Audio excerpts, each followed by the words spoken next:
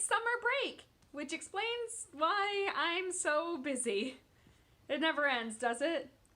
Yesterday was Monday, which was technically my first day of summer break. But I went in and I worked for like 5 hours. I was very productive. I've got a lot done. And then today I went in for like 2.5, 3 hours and was not as productive and did not get as much done. But that's okay. I think the only thing I really have left that I absolutely need to do is write a blog post for Magnify Learning. I'm really excited that I have the opportunity to blog for them. It's just Magnify teaches people how to do PBL, and now I get to share some of my expertise with them. Because I do feel like after 2 years as a full-time PBL teacher, might have a little bit of expertise. So today I'm going to share with you my top 3 reasons why voice and choice matters in project-based learning. So for those of you guys who don't know, voice and choice basically comes down to students having both a voice in their project, as in they are the leaders, they are the people who work out the problems on their own. I, as a teacher, am not the master of all knowledge who gives forth knowledge on her own schedule. I am the facilitator of discovery. So my students look and search and research on their own.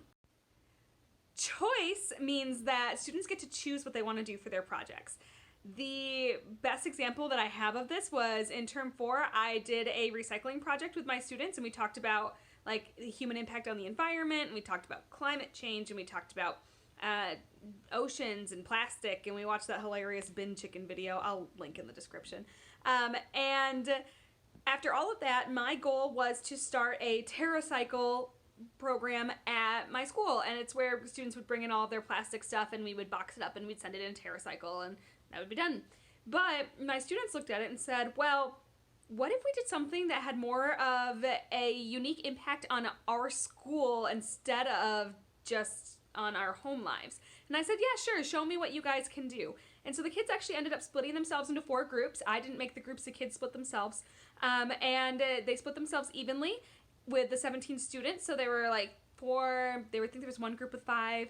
And the kids chose to figure out solutions to issues that happened with our school. And so we used styrofoam trays for lunch, and one of my groups said, okay, how can we solve this problem and make styrofoam trays go away? And they found some really good alternative reusable products, and they came up with a dishwashing plan, and they worked it all out with Mr. Banster, and they put together a budget proposal, and it was really effective.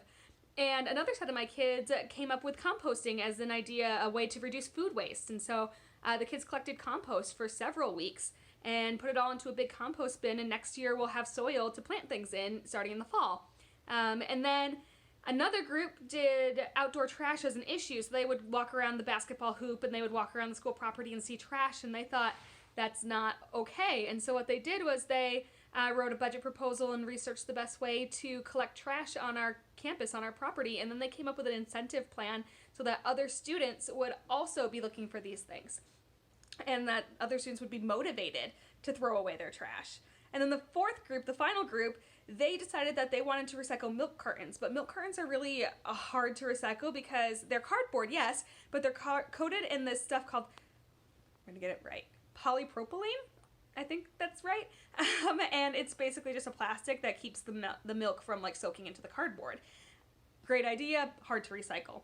There are no recycling plants in Michigan that recycle cardboard milk cartons like that.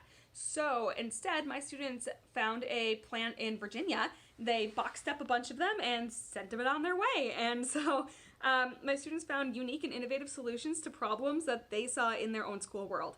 Voice and choice. Anyway, so I'm making this video because I believe in voice and choice, and I believe that's important, but I also believe it's the first thing that teachers often cut out when it comes to PBL, because they look at their schedules, they look at their timelines, they look at their resources, and they say it's just going to be easier if I allocate all of that for the kids. And I fall into that category too. But here are my top 3 reasons why voice and choice is important to PBL and why it matters and why we need it. Point number 1. Engagement and ownership of learning. If a student has full control over their entire project from start to end, or at least a partial control piece that is set with a designated beginning and end time, students are going to look at that project and they are going to be engaged with it and they're going to own it because it is something that they themselves designed and something that they themselves can be proud of. Oftentimes with projects, you have the teacher who gives out the project and then the student does the project and never thinks about it again. But with project-based learning, a student who takes the time to go through and plan the project with the amount of rigor that you and I as teachers would put into a project gives kids that ownership and responsibility over their task. And it promotes a learning style that students will, number one, carry with them onto higher education or into their workplaces because these kinds of planning skills are necessary wherever you go. And then number two, it's something that they'll never forget because they themselves were in charge of all of the work that led up to it. Number two, authenticity. Authenticity is another one of those big buzzwords that you often hear associated with project-based learning, but authenticity is so important. The authenticity is the piece that makes project-based learning different from learning with projects. Learning with projects is, hi, I'm the teacher and I'm assigning you this because it goes with what we're learning. Project-based learning is, hey, here is a real-world problem, solve it as you learn. Use the project to teach you. And authenticity is a really big deal because students can tell when you're faking it. Like, they realize when the work that you give them is not something that's going to benefit the real world. It's the same as when we were in Mr. Ochterhoff's class and we did a time capsule project, or when we were in English class and we had to read a book and we didn't really care about it. I mean, Peace Like a River, anyone? Dumbest book ever. Anyway, authenticity is what leads a student to realize that they themselves, as 13, 14, 15-year-olds, all the way up to high school, this is what teaches them that they themselves can make a genuine and authentic impact right where they are right now. It is a huge part of project-based learning. And number three, voice and choice helps you avoid dessert projects. Now, a dessert project is something that a lot of project-based learning teachers stumble into, and by no fault of our own, because project-based learning doesn't necessarily always go with the curriculum requirements that we have to teach. It doesn't always go with the standards requirements that we have to teach, and it can be just so easy to say, okay, let me sit down and teach you all of this, and then you can go build a project based on what you learned. Doing a project based on what you learned is great. It teaches you how to apply skills, but it's not project-based learning. Just like with authenticity, you need to make sure that all of the learning that you do happens because of the project, not the project happening because of what you learned. So student voice and choice leads students to make those authentic decisions for themselves, and it shows kids how to make those decision-making processes. Anyway, the reason why we avoid dessert projects is because the same as authentic learning, a kid can tell when it doesn't really matter. And if you are giving the kid the voice and choice, you never really know what they're going to come up with, so you know for a fact it's going to be authentic, and you know for a fact that it's going to be real. It's going to be real learning in real capacities across multiple different subjects, cross-curricular subjects. Cross-curricular teaching is the way that we make project-based learning work better.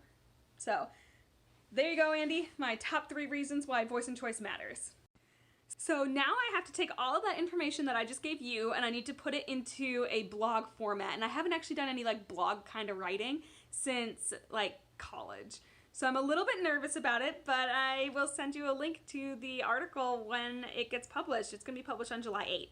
So I'm excited. I'm excited to finally kind of be sharing some of my own expertise with the world. I need to go write a blog post. I love you so much. I will see you on Thursday. I can't wait to hear about Stratford. But then again, I won't be posting on Monday or Tuesday or Wednesday of next week, probably because I have training that starts on Sunday night. So, lots going on at G2S in the summertime because I'm so freaking professionally developed. Love you, hun. Bye.